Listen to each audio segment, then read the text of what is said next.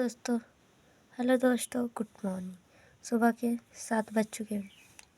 मैं आप लोगों के लिए वीडियो अपलोड करने जा रही हूँ। तो अगले दिन हमने पढ़ा था तत्सम और तद्भव के बारे में। आज हम पढ़ेंगे अलंकार। अलंकार क्या होता है, कितने प्रकार का होता है, आज हम आप लोगों को वही बताने वाले हैं।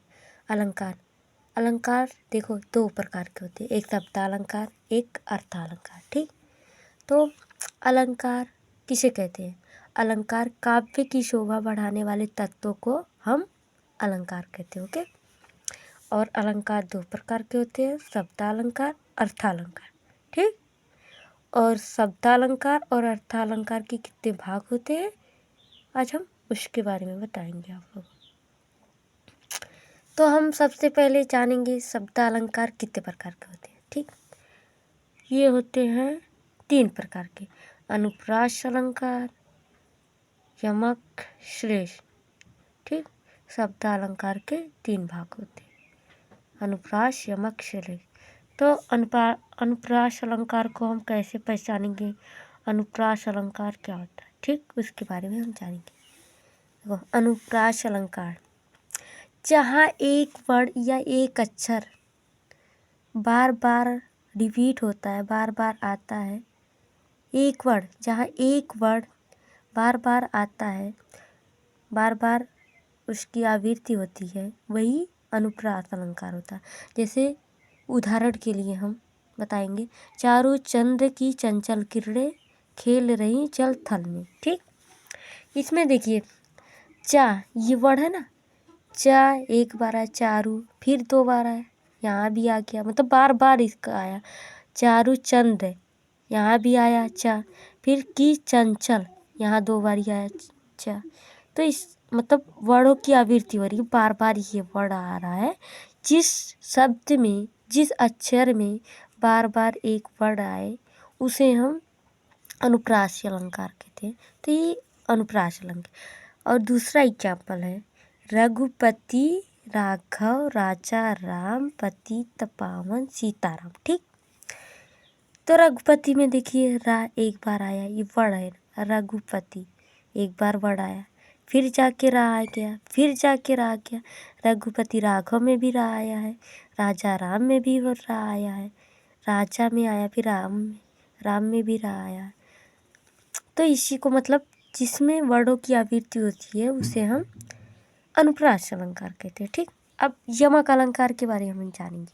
ठीक, यमक अलंकार जहाँ एक शब्द बार बार आए, एक शब्द, वर्ड नहीं, इसमें बार बार एक शब्द आएगा ना, या उससे अधिक बार आए, वहाँ यमक अलंकार होता है। जैसे काली घटा का घमंड घटा, लेकिन उसके अर्थ दोनों का अर्थ अलग अलग होते हैं। जैसे एक ही जैसे काली यहाँ पे दिया है, फिर काली घमंड, काली घटा का घमंड घटा। ठीक, यहाँ घटा दिया एक बार, फिर यहाँ घटा दिया एक बार, लेकिन इसका अर्थ अलग होगा और इसका अर्थ अलग होगा, तो उसे ही हम यमक अलंकार कहते हैं।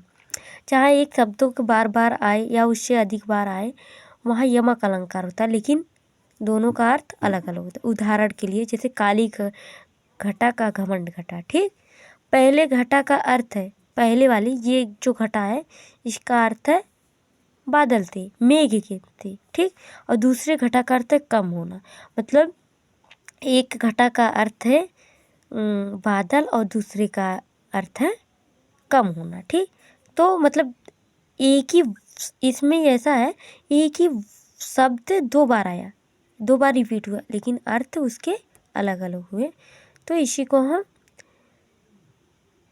यमक अलंकार कहते हैं। ठीक, अब हम जानेंगे, अभी एग्जाम्पल के लिए दूसरा रखते हैं, जैसे कि कनक के शौगुनी माधिकता अधिका व खाए बौरा नर व पाए बौरा। ठीक, इसमें कनक का एक है अर्थ सोना और एक धतूरा है। ठीक, तो इसी को हम, इसका पहचान हम इस तरह करते हैं।